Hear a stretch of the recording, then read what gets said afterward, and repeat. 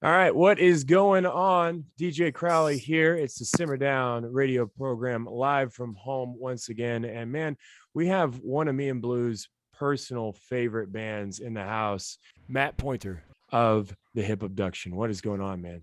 What's up, Alex? Nothing much. Just chilling. You were telling me about your day here. You had a dog, and then the studio, and then your family. But we're so happy you're here, man. Thank you, man. Thanks for having me. So when we look at your website and the first thing you see under the description, it says evoking the ocean and guided by the spirit of travel. Man, tell us about the Hip Abduction and how you guys came together.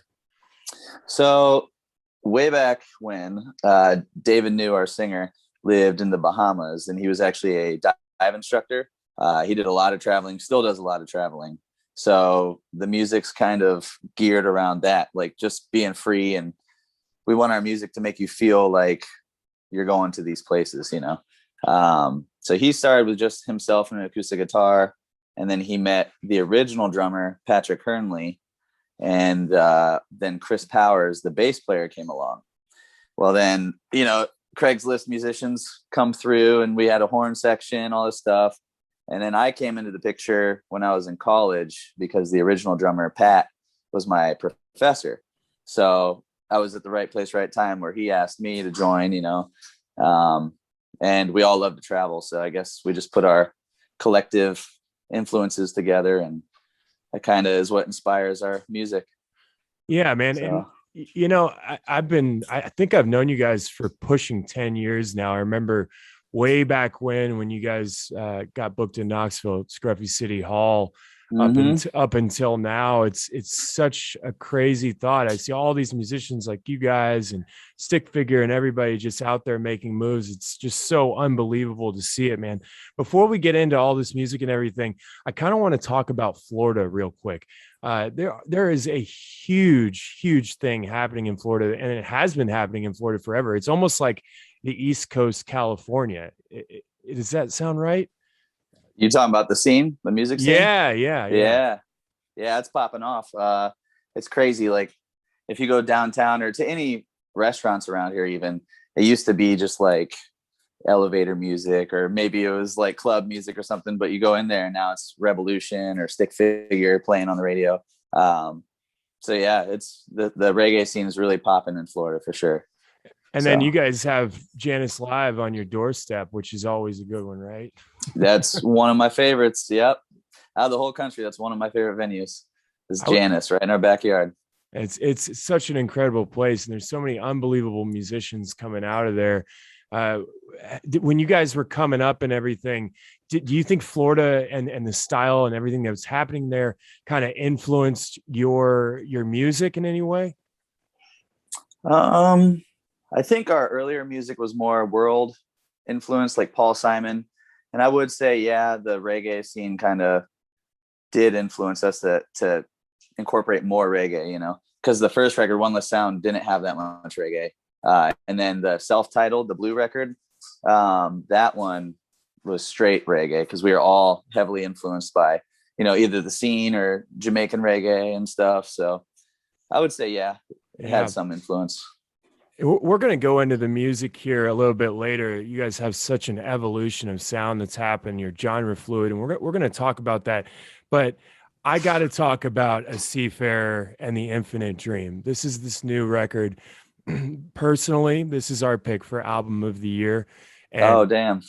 it is, man. You guys have always been one of our favorites, but this one really just hit me so hard. Can you talk about Seafarer? Yeah. So this whole record, it's the fastest we've ever written a record. For the most part, it was David New and myself on the writing of this record and production. We had our friend Spencer Thompson from the band Moon Taxi. He lives in Nashville. He produced it and his friend mixed it.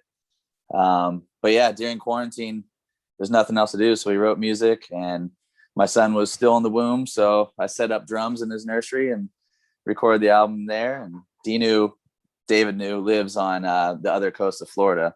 So he would send tracks. I would track drums, and the whole thing was inspired for David, it was, he moved to St. Augustine. He's 800 feet from the beach. So he wanted every song to have like a beach vibe to it.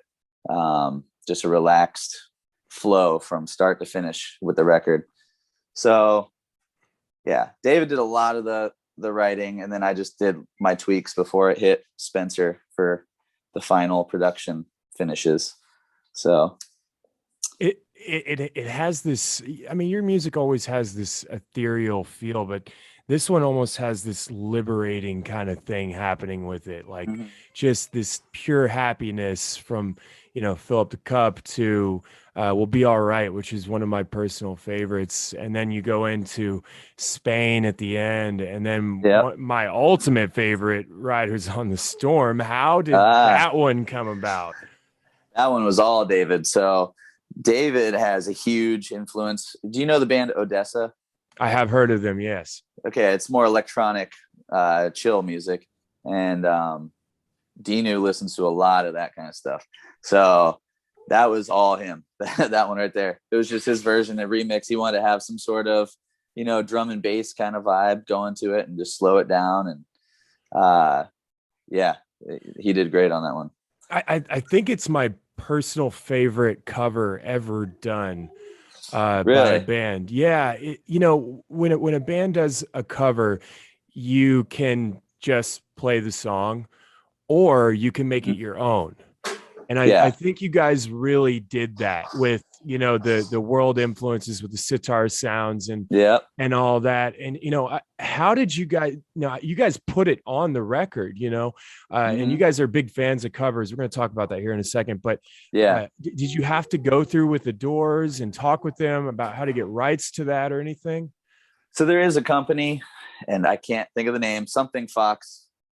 Can't remember. I think it's something like that. Anyway, all you do is just publish through them and they deal with all the royalty splits. So every time that song gets played, there's a royalty split that happens because of them. So we don't actually have to really even worry that much. We just submit it to them. And as long as you pay your dues, you know, when you get them, then you're good to go. So yeah, I guess it wasn't that complicated actually to get the rights for that. Oh, that's not too bad. Okay. Yeah. I've heard of different kind of avenues people have taken. I've heard of train wreck stories about it. But man, that's just so cool. And again, man, if you guys are just tuning in, number one, you're late. Number two, we got Matt from the Hip Abduction in the house, one of our personal favorite bands. And we're talking about A Seafarer and the Infinite Dream. This is our pick for album of the year. It's just absolutely gorgeous. I mean, the sound quality, you were saying the guys from Moon Taxi were part of this one. So that's just unbelievable, man. Yeah. And, you know, we're talking about Riders on the Storm. You guys really like to do covers and you're really good at it. Tell us why you like to do covers so much. I think it's just, if we're playing a show and nobody's seen us before, it's a way to connect to those people, you know, like we did Red Hot Chili Peppers. Everybody knows Red Hot Chili Peppers. My personal favorite of ours is Thunder Clatter by the band Wild Cub. We do that one live, and a lot of people actually think it's our song. Right. Yes. I know what you're talking about. Okay. Yeah. And I think it's just because of the vibe that we put to it. It's our own feel over their song. And funny enough, the producer of our album Gold Under the Glow is the drummer for that band. So that's kind of, we liked the vibe of that song, the original song. And that's actually how we found him. So yeah, I guess the cover thing is just to connect new people to us if it's their first time seeing us, especially at a festival. If you're walking by, you know, oh, this band's doing a great cover of that song. Let me stop real quick. Right. You know, if our music doesn't catch them, maybe the cover will, and then they'll get soaked into it, you know? So. Yeah. I mean, you guys, like I was saying earlier, I mean, you make it your own, you know, and it's not easy to do that. It's really not, you know. Yeah, there's a lot of time that goes into them for sure. So absolutely. And, you know, I think we got the world premiere of it live in Asheville the other, 2 or 3 weeks ago. Is that right?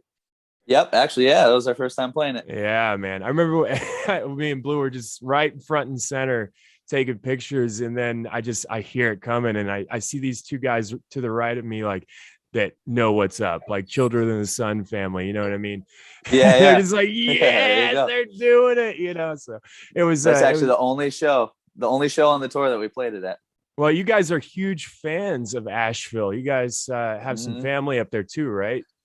Not that it's family. It's just a lot of family travels there, and then a lot of fans that we're close to now, just from meeting them and them always coming out and showing support. Asheville is definitely a second home, though. It's like a cool version. St. Pete's cool, but it's even cooler. I think Asheville's. I feel like I belong in the mountains. Asheville is a very special place. It's also one of our favorite places. It's right down the road from us, hour and a half away from Knoxville. And the amount of music that's coming through there, and the quality of music that's coming through there, and the quality of the staff at the venues, and then most importantly, the quality of the people that go see the shows in Asheville. I mean, that's the thing. That a lot of people turn out and they're all awesome. There's never fights at Asheville, in shows. It's always just a great energy every time we play there. So, and for every band that goes through, like, I feel like they all have great crowds. It's just, Asheville's an awesome spot. So it's the grooviest of the groovy. Hey, if you're just tuning in, you're late. We got Matt Poynter of the Hip Abduction, one of our favorites, our personal favorite bands, man. I've known these guys for quite a while. They're out there crushing it. Seafarer and the Infinite Dream is the new record. It's absolutely just unbelievable. It's our pick for album of the year, hands down. And we're talking about the live show here. I want to get into the live show. When people hear your music in this, in their headphones or in the car or on stereo, whatever, a lot of the time they feel this kind of chill vibe. But when you go see the Hip live, you're moving those hips. It's a heavy show, man. Tell us about how you put together your live show. There's so many heavy things, so many powerful moments going on. Yeah. So a lot of the record and the process of recording it's just a few of us, right? So when we prepare for a tour, we're all in a room together and everybody has different musical influences. So we kind of, Justino, our guitar player, him and I actually grew up together playing in metal bands. So like we have some heavier backbeat influences, and Chris has more of like, when he gets on his sub bass thing, he's doing all these bass drops, and Cody's just a wizard on keys and sax. So I guess we just want to bring a dance party. So we figure out ways to make things bigger. If we have to speed up songs or add a breakdown somewhere, do something, you might have noticed more solos on this show than usual. And that, what can we do to the song to make it bigger? So I guess just every tour, we just want to make it bigger than the last. And how can we make this song thump a little harder? So incorporating electronics into the set, just everything we can do to make it a dance party.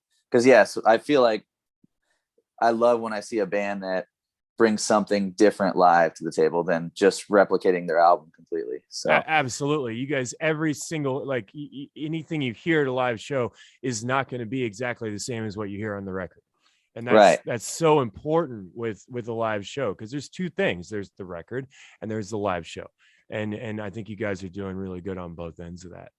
Thanks, man. Yeah, there are certain songs that need to be played like the record, like Float for the most part is like it. We added a couple stops for intensity, so when the chorus hits, and right. But for the most part, that song, when we play it live, it goes like the record, just because people just know that song so well. But like La Resaca, the instrumental, this tour, we decided instead of doing a big jam and then stopping and going back into the normal tempo, we decided to slow it down. I don't know if you remember that part. I did notice that. That's right. Yeah. You did do that. Yeah. Boom. Just bass drops just taking people's heads off with bass explosions everywhere. Yes. That was fun. That's also one of my favorites. That's an OG right there. That gets everybody down. Yeah, for sure. So, what's coming up, man? I was talking to Chris and a couple of the other guys, at the Asheville show, and so you guys are already kind of working on the next one. What's coming up? What I hold on one second. I do want to say this. Dave has said before, you are what you eat. You guys are genre fluid. So what are you guys eating right now? What's the next thing? Yeah. So remember when I said that David is into electronic music and stuff? Odessa. So him and I actually wrote an album together during quarantine. That's all instrumental. And it's more of a chill electro vibe. We were unsure if we wanted to release it as a hip album or not. And I think we're just going to do it. And it's only going to be 6 or 7 songs. So if the fans hate it, we'll have another one coming out, that will be normal hip. So it's going to be an experiment. We're going to try it. But we're both really proud of it. And so that's next as far as music. And then Dinu actually started writing. Sorry, I call him Dinu because David knew. He started writing a couple songs they just sent me, actually. So I have to get some drum work done and send it back to him. And that's all the normal hip vibe, and then as far as touring, this year we're trying to approach it a little differently just because we have a larger crew and it's a little more expensive. So we're trying to get more festival dates, and then we will tour around the festival dates. So we're applying for I believe 70 different festivals. We're just throwing bait and see which ones bite. So there's a couple of good ones that I probably can't say yet that are coming up. One's in Florida. And then we're working on a couple just around, different regions. So that way we can get back up to New York, get back out. I know we have one in California. So we'll try to work on a tour to get back out there. I'm always hoping for Red Rocks. We'll see if that happens again anytime soon. You know what? That's a perfect segue because we're about to talk about Red Rocks right now. All right. So you guys, I mean, anybody is like, yeah, I got to play Red Rocks. You guys have had the pleasure of playing it, 2 or 3 times now? 3 times. Three times. Yeah. So, and you also had the epic Lion King moment with your son. That's right. That must have been, tell us about that feeling of Red Rocks, man. All right. Yeah. That was the dream, obviously. And then the first time I played there, first of all, the whole day happened so fast that I woke up the next day and I didn't even feel like it happened. But if you haven't been to Red Rocks, a lot of people don't know this, but there's a tunnel underneath the stage that goes to the sound booth. Okay. And every band that's ever played there has signed the wall. That means the Beatles have signed the wall. And you can see these names. You'll see Tom Petty, Chris Cornell, all these huge names. So we played the show and it went by so fast. And then afterward, I go down to sign, and every band member did it alone. Okay. So we had a photographer and we just signed it by ourselves to have our own moment. And the second my marker hit the wall, I just broke into tears of joy, obviously, and gratitude. And I just couldn't believe it. And then, and the photographer caught an awesome photo of that, of me just bawling. But it was unreal. And everybody I know that's played there the first time, super emotional. They tear up at least once. So, and then the third time the most recent time we just played there, I got to bring my 6-month-old. I got to bring him, which was super cool. He played the kit. That was his first show, seeing his daddy play. So he won't remember it, but he'll see pictures. And I'm just proud of him too. So I had to do the Lion King moment, Yeah. So at the end of the show, I brought him out. He had his little headphones on, and I held him up to the crowd, and the crowd got pretty wild about it. That was pretty sweet. So he'll see the photos and think that's cool later. Hopefully I'll get to do it again when he's older. I'm sure you guys will. It's such an epic moment being able to go out and do a Red Rock show, but even more epic to bring your child, and show him that, that's just so powerful. There are just so many good things I can say about the Hip Abduction. And after all these years, listening to all these bands, I really think you guys have been one of my faves, man. And when as Blue's coming into the picture, and he's just embraced you guys so much, and the energy that you guys bring, and you never know what is coming next for the Hip. And I think that's a really cool thing. What you were chatting about there, kind of teasing about the record you and Dinu are working on. That's just, instrumental. I think you absolutely should put that out, because that's one thing that sets you guys apart from, the pack, is that there's no rules. Everybody knows it's us, but nobody knows which direction we're going to be going in, Yeah, that is the cool thing. That's been the fun part about this band, is every record we have a different influence, and we just, we're not afraid to show that influence at the time. Like Gold Under the Glow, that was like a 80s kind of 80s influenced almost. The band St. Lucia, we were listening to a lot of them, and then To the Ends of the Earth was a little more polished and poppy, but that's just what we were listening to.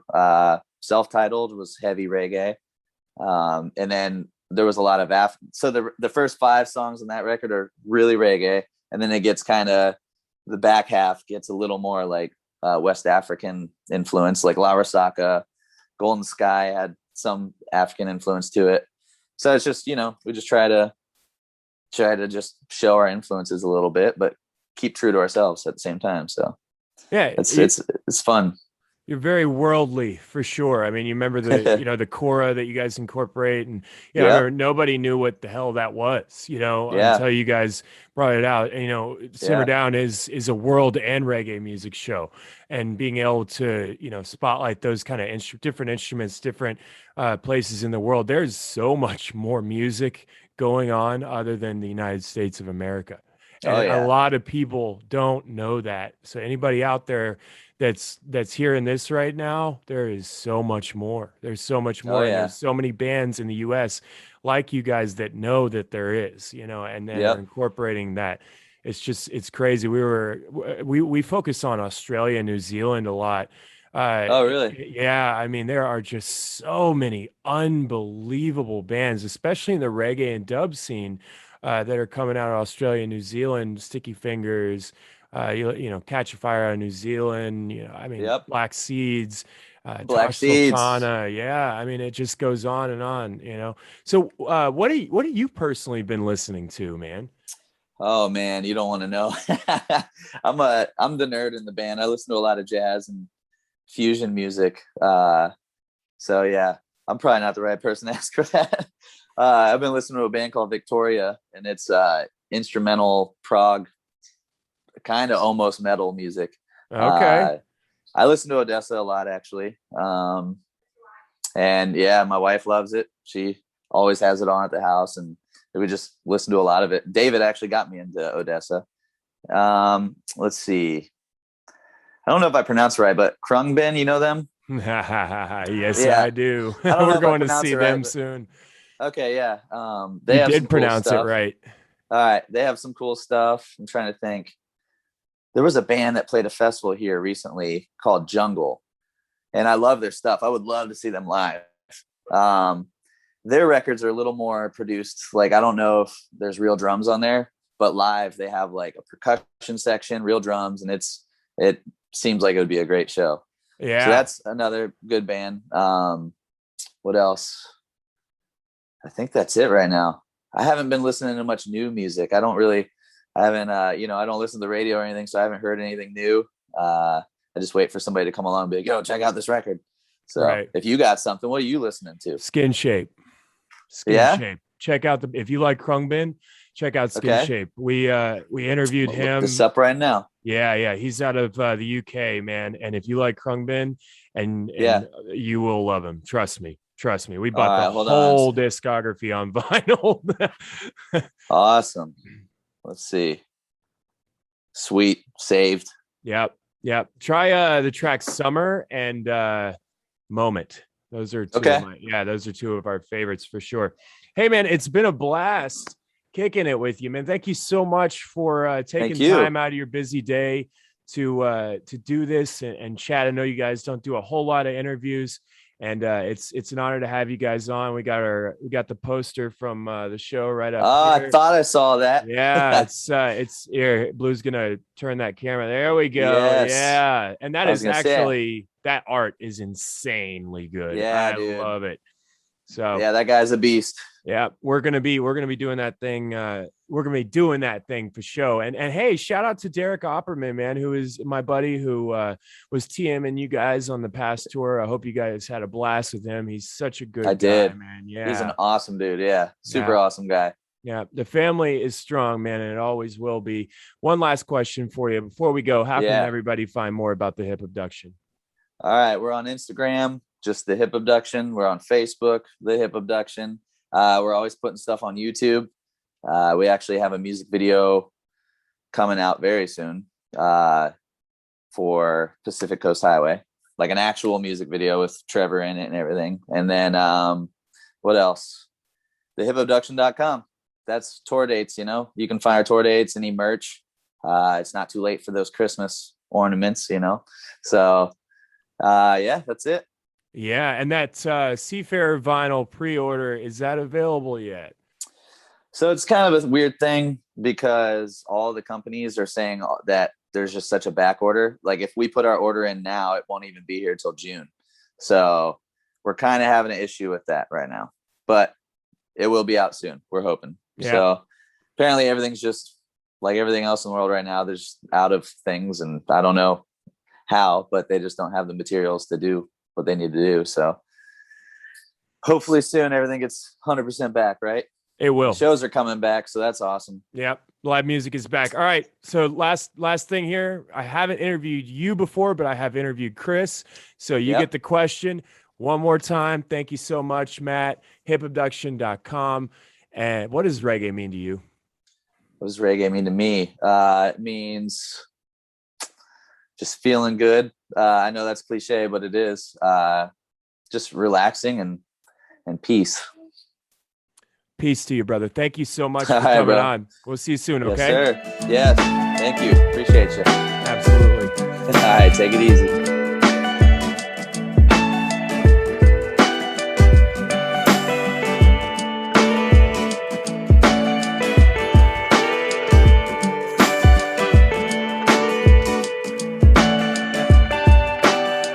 Yeah, we'll be all right. We'll get by.